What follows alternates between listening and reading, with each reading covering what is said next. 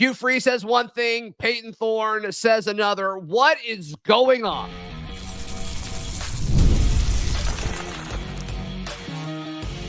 You are Locked On Auburn, your daily podcast on the Auburn Tigers. Part of the Locked On Podcast Network, your team every day. Yes, welcome on into Locked On Auburn, your daily Auburn Tigers podcast. I'm your host, Zac Blackerby, and thank you so much for making Locked On Auburn your first listen every single day. Jake Crane of Crane & Company hanging out with us on today's show. We'll talk about Jake's thoughts on Auburn heading to Missouri. I feel weirdly confident about it. I don't know why. Maybe you can help me talk through that as you laugh. And then obviously, what can Auburn do to turn their season around? But this 4th and 1 controversial situation that happened against Georgia, I don't think it was that big of a play. I don't think it's that big of a deal. I don't think it changes the outcome if Auburn converts it, but it looks terrible, Jake. It looks there. Everybody was confused after Payton Thorne appeared to check out of it, and then Hugh Freeze said that Payton ran something after the game. Payton Thorne goes on the next round yesterday, says he doesn't check out of he didn't check a play, and I kind of believe Payton in this situation. Jake, I mean, what are your thoughts on this? Well, to me, I'm just wondering when Auburn football became the show that comes on after the Gilmore Girls or Pretty Little Liars. That's what it's turned into. I mean, it's to the point where it's in college football has always been a drama, right? Mixed with some comedy and tragedy. But to me, the problem is with everyone right now. It's not, is Payton right or is Coach Freeze right? It's not, is Coach Freeze right or is Payton wrong or whatever. Nobody can be on the same page. The fact that nobody's on, regardless of who's at fault this time. Right. Yeah. The fact that it's not known, even a day after, right? With Payton Thorne, that there's not a, hey, look, it's on me. Let's just, if they ask about it, it's between us. And Payton, I thought at the beginning of his answer for the Next Round Live was right. I don't want to get into it. That's something we want to keep in-house because it doesn't help our team. But then you get into it. But then you get into it. Like, that's like saying, hey, with all due respect, and then absolutely disrespecting someone. Now, Again, I'm not saying, I actually think from what I know, I think Payton actually ended up being on the right side in this from a little information that I've been able to gather. But that doesn't matter. This seems like every week. And you wonder why Auburn can't line up right on the first play, the one you've been practicing all week, that you knew you were running when you got off the bus, that you worked on and walked through. And this goes back to what worries me the most about the Hugh Freeze era at Auburn so far. I know that Coach Freeze can recruit, right? Yeah. I know he's a good coach, but all the little things, the how to handle the media, right? The lining up correctly, the knowing what to do in big critical situations and realizing, hey, maybe we're under-personneled in total, which Auburn is, even though I think this team is better than last year's. So we have to be even more disciplined. We have to be even better coached up and mature to be able to close that gap. Not only does Auburn not do that, they're immature. And that goes for everybody. So the overarching thing is there's a communication problem between the two people that probably need to communicate the most, the head coach and the quarterback. And that's what worries me. Yeah, and I think Auburn's just not good enough to be able to shoot themselves in the foot that often and win at this point. I mean, Auburn's just nowhere close to that point, Jake. I mean, they are still just so far away, and they're going to be far away next year too, unless some things drastically change. I mean, is it okay just to say like this is a culture problem at this point, and that's under the head coach? Well, I think a lot of what happens on the field is going to test your culture in multiple ways, right? That's an obvious thing that a lot of people know. It seems like it's been a lot of bad for Auburn on the field. Yeah. And regardless of how many times you have player-only meetings or you sit down and you talk to them about it, hey, let's be real, right? Let's play a game and let's be honest. I know this, like eventually that starts to bleed a little bit in your culture and it just opens up cracks, right? It's kind of like, water hitting the dam over and over and over again until finally it breaks. That's just what it feels like. And the only cure for it over time is winning. So that's why I said last week, these younger guys that are going to become the leaders, so you're already seeing like Folk and some of these other guys become the leaders, They've got to start winning on the field to show to everybody, hey, we can do this, and it's because we're handling our business the right way off the field. So culture is a part of the problem, Zach, right? But it's one of a couple pillars of the main problem. I don't think it's the whole reason for the problem. Mm-hmm. So as far as just the head coach publicly saying something about his quarterback after a loss, and then his quarterback going on a pretty big show and saying the opposite publicly, I mean, at what point does somebody in the locker room say, like, okay, like, who is this helping? Because it's not helping anybody. Well, that's the thing, Zach, I used to always ask myself, and a great head coach I work for said, if you're going to ever say anything to the media, the first question you ask yourself before you answer that question is, how will this help my team? Yeah. Or will it help my team or hurt my team? And if there's any question about whether what you're about to say could hurt the team, you don't say it, or you rephrase it in a way that you think doesn't hurt the team. Right. Yeah. And I know people don't love coach speak and they like transparency. Well, transparency is great when you're winning. It's a lot easier to be very transparent, when everything is going good. But there's some things that you don't need to say when there are problems, because it's not going to help your team get on the winning track again. Yeah. If Payton didn't check a play and my head coach said that about me after a loss, I just can't imagine like how I would respond in that situation. I mean, you can say what you want about Payton. Like, I don't think he's the greatest quarterback, but he's tough. He's not going to give up. Like, he's probably a guy you want in your locker room. I don't know, Jake. There's not a whole lot to look at in this situation. Be like, yes, this is a good thing. Yeah, well, and, as a coach, you want to explain to the fans, like, hey, this is what went wrong a little bit, because if you know what went wrong, then you can fix it, right? Or that's the theory. Hey, I recognize that there's a problem. I know how to fix it, or whatever. But when it turns into the he said, she said, and I did this and they did that, and you get into the specifics outside of saying, you know what? I'm the head coach. Whatever goes on in this program is on me. The buck stops with me. And it always will. Next question. I don't want to get into specifics about a play. There's a bunch of plays that went on this game and that affected the outcome. And we got to move on. Like that just, then you avoid all of this, right? Then if Payton Thorne goes on the next round and brings it up out of nowhere, then it's on you. Like, then you're obviously, upset and you wanted to talk about it. But there's also like, but Jake, he also wasn't even asked that. He was asked about his relationship with Freeze. I know. That's again, that's why I put out what I did on social media. It's like, look, I don't want to get it. It's like the people who don't want to tell like the boss what's going on at the office, like who's screwing up, until they're like, hey, look, I don't want to come off as a snitch, but then they like snitch on everybody at the office.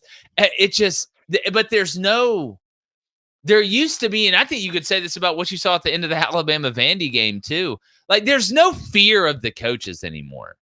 Like, even when I was in high school, I would be, regardless if it was my fault or not, like if I went in front of the media, I would be horrified to say anything that would shine the head coach in a negative light. Now you got guys at Bama saying, no, I'm not going off the field. I'm kicking the ball. You got the quarterback who's won nothing at Auburn, has accomplished nothing outside just being a good dude, and that's worth a lot. I'm not saying it's not. Has the gall to go on there and do that. And I know Hugh Freeze has said some things that aren't the smartest as well, but like, there's no fear of like the coaches anymore. It's wild for me to see. I guess it's just a new era or generation of player. It's just weird. Yeah, and is that a byproduct of the portal? Like, the coach doesn't want to wear a player out too much because they'll leave? I don't know. I think it's just a byproduct of society nowadays. Maybe so. And then the other side of the coin is like, okay, well, if a head coach says no more NIL deals that involve interviews, and it's like, well, some of these kids are going to be losing thousands of dollars. Like, you don't want to do that either. Yeah, well, then he'll get sued in court, and they've sided one way pretty much on anything. That'd be the biggest lawsuit ever. But again, you can do interviews. Yeah. Like, nobody's saying don't do interviews, don't do commercials. Nobody's saying that. But there's still should be communication between the head coach and the quarterback, because I know they were together. Why not sit down and say, listen, hey, I know, you got to do your media thing this week. I got to do my media thing this week. Here's the way. It's like a campaign.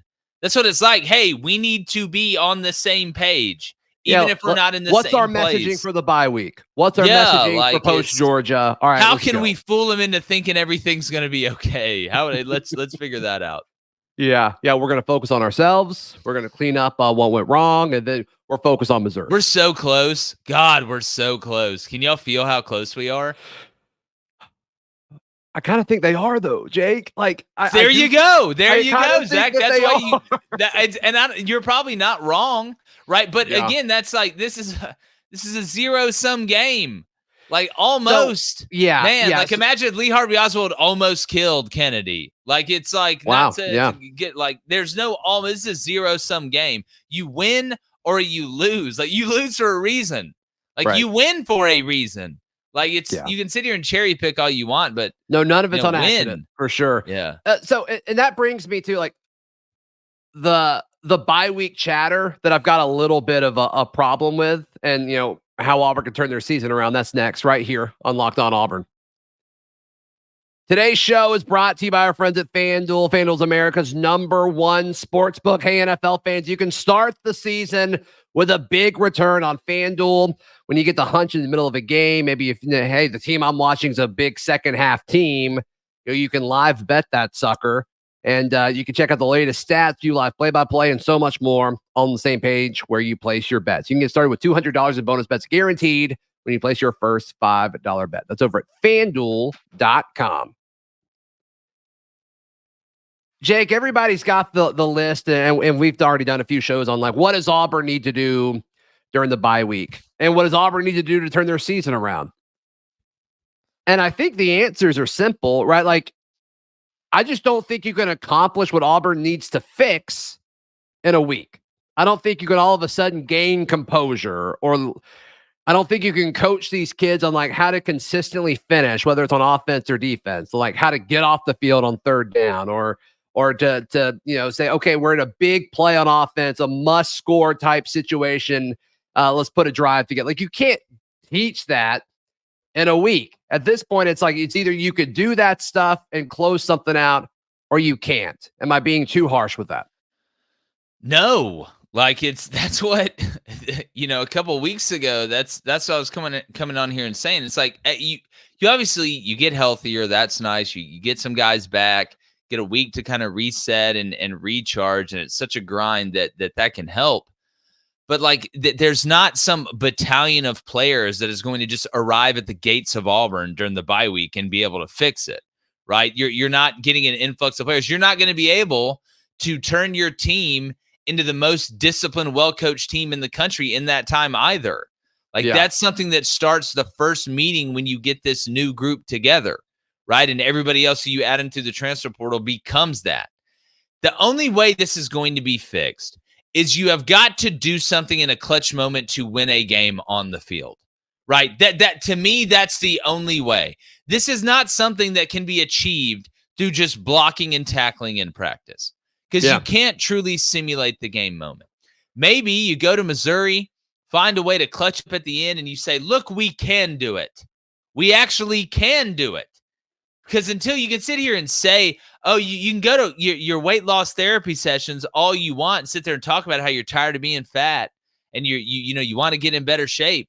But we're not going to know until you're walking past the ice cream aisle at Kroger, right?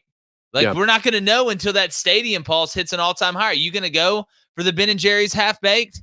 You probably still are, because that's who you've been. Mm-hmm. So to me, it's showing it on the field, and then these younger guys understanding that they're going to have to be the leaders that show the way to win, because it's what happens during the game that matters the most.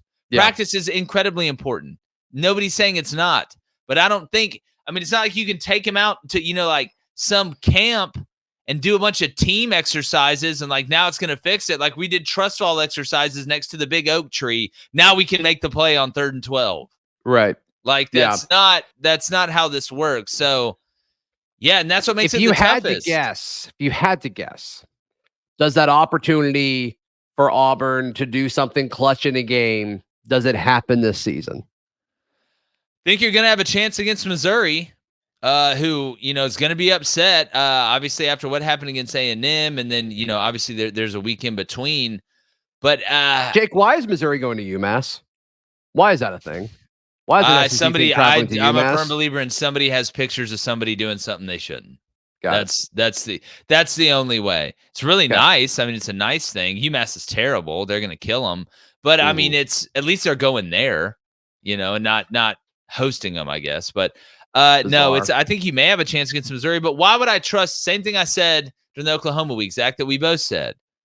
Why would I trust Auburn to actually win the game? May play good for a while. Yeah, right. But why would I trust you? I mean, Auburn's, let's say what it is. Auburn's a slump buster of the SEC right now. You had a bad week before? Don't worry. Hey, Georgia lost a heartbreaker to Bama. Here comes Auburn. You didn't even got to play good. Oh, Missouri, right? You got blasted by A&M, then you went to UMass and, won whatever you call that. Here come get you a little confidence, right? Let's show you how worse it could be. What a tough reality. I mean, it is, though, Zach. That's brutal, and I hate Jake. to be that way. It's the truth. Is brutal. Yeah, but is it wrong, though? No. Like, we have at this to point, face it's not facts. wrong. You may not look that 9 walk around the bar. They may not have been giving you attention all night, but that 5.5's over there. She may not be as good looking, but she's funny and makes some mean spaghetti. You'll feel good about yourself for a week to get you back there. That's where Auburn is. I'm sorry, not sorry. That's where we're at. I'll say it. As far as like what they can do in a week, Jake, what do they need to be focusing on? I mean, you can't fix all of your communication. I think at this point, like, there's just a relationship there that's, and I'm not saying it's between Thorne and Freeze. I just think something about the chemistry of the whole team doesn't appear to be there. Like, can you fix that in a week? Like, I don't know. I think you got to win a big game. Like, that's the only way this is going to be fixed. Like, you can't fix this with HR sessions and breakaway think tanks and taking everybody to Dave & Buster's. Like, you've got to win a game. Like, that's how this works. Like, that's the thing that could get you over the hump, right? Yeah. It's the thing that keeps holding you back because there's that fear at the end. Oh, no, it's not if we're going to blow it. It's how are we going to blow it? Yeah. Yeah. And I mean, that's the Oklahoma game in a nutshell, right? It's like you did everything right. You did everything the entire game right. And then it's in one instant. Can't get right, man. It's all can't gone. Get right. It's all gone. Can't close. All right. What should Auburn fans expect moving forward? That's next right here on Locked On Auburn. Jake, today's show is brought to you by Game Time. Yeah. Game Time. I love Game Time. You love Game Time. We all love Game Time. Can't imagine buying tickets anywhere else.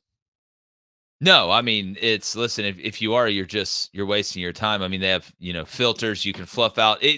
You can find the best deal on what you're looking for. You can get a view of your seat before you even sit down there. And if you find a better, seat for a better value, they'll credit you 110% of the difference. And it's not just sports stuff. I'm up here in Nashville, and they have concerts and all type of stuff up to an hour before the event, Zach. I mean, come on, let's grow up. You want to run the best offense, right? We got to evolve with the times. We can't Eddie Grand this thing. Yeah. The lowest price guarantee with Game Time. Download the Game Time app and take the guesswork out of buying tickets. Create an account. Use code LOCKEDONCollege for $20 off your first purchase. Terms apply. Again, create an account and redeem code LOCKEDONCollege for $20 off. Jake, what time is it? It's game time, Zach. Let's go. It is game time. All right, Jake. As far as like expectations for an Auburn fan, how many more games can they win this season? Pain. Yeah. That's the saddest part. They could win possibly any game they play, but it's and that's where you get the it's close argument. But again, why would I trust them to win that game? Especially now the way Kentucky looks. Man, that one's looking a lot different than it did a couple weeks ago. You got to go to Bama, go to Missouri. You get A&M at home. I mean, I think a lot of them are winnable, but Auburn can't finish. It's just why would I not have us going 4-8? Which is that's just so brutal. It's bad. That's so bad. So what's the other one? ULM, schedule. And then what's the other win? Look, ULM, my guy Brian Vincent down there isn't playing any games. They just beat James Madison. You're picking ULM, Jake? I mean, I'm not. I'm just saying, like, that's the way Auburn plays, especially in that slot after the way they played last year, I don't know. I mean, again, who else on there fills you with warm butterflies and good thoughts? I mean, we couldn't beat Arkansas at home. We couldn't throw the ball. I know they just beat Tennessee, and Taylor Green looked like he could. We lost to Cal because we threw it to them more than they threw it to them. We lost to Oklahoma, who was down every wide receiver that had 2 eyes and 10 toes, and we still found a way to lose that one at home. So, I don't want to come in here and doom and gloom, but I'm also, if I want to make everybody happy, I'd sell ice cream and cookies for a living. I'm not doing that. It's not a good situation. Maybe a win at Missouri could turn the tides, and there's a flourish at the end that comes out of nowhere. I hope so, but why would I bet on it when I've seen nothing but what we've all seen for the last what feels like half a decade with this group? You've made 3 or 4 ice cream references. Yeah. This show. If Auburn was a flavor of ice cream, this year's Auburn Tigers was a flavor of ice cream, what flavor would it be? It would be let down lemon flavored ice cream. That's what they'd be. Let down lemon. Let down lemon, because it is a lemon. We thought this year we bought a car that's going to work good, going to feel good about showing it off around town. Yeah. Took it home, put it in the garage, and tried to turn on again and realized the alternator was out and it needs an oil change. It's just a let down lemon. Everybody has to eat it and pretend to enjoy it. Yeah. Well, I feel that way about mint chocolate chip. I'm like, there's no way people actually like this, but apparently, dude, I ate mint chocolate chip ice cream last night, Zach. So you're a mint chocolate chip guy? It's a good flavor. It's toothpaste flavored. It's like, why would you want your ice cream to taste like toothpaste? No, it's not, because I also use toothpaste, and I disagree with that because there's chocolate in it. If they made a mint chocolate chip flavored toothpaste, son, it'd be hard not to eat that too. What do you mean? Okay. All right. I got you. Where are you with the playing younger guys instead of the older guys moving forward? Where are you with that balance? Well, I think it's you got to get them reps, but your job is to put your team in the best position to win. So if you think those young guys can do that, even if it's by filtering them in a little bit, then do it. And a great side effect is they get some experience, but you don't just do that to go out there and get drilled, right? If there's older guys that can help you. So it's a balancing act for sure. Yeah, I got you. Jake Crane of Crane & Company. How can people check out everything you've got going on? Hey, look, let's come be upset together. How about that? Right? At least we stick together. If you watch, it's Crane & Company on YouTube, CRAIN and Company, Apple Podcasts, Spotify, all that stuff. Come check us out. If you like this show, you're going to like that one. Yep, no question about it. Hey, please like the video. Please subscribe. We'll see you next time. This has been Locked On Auburn.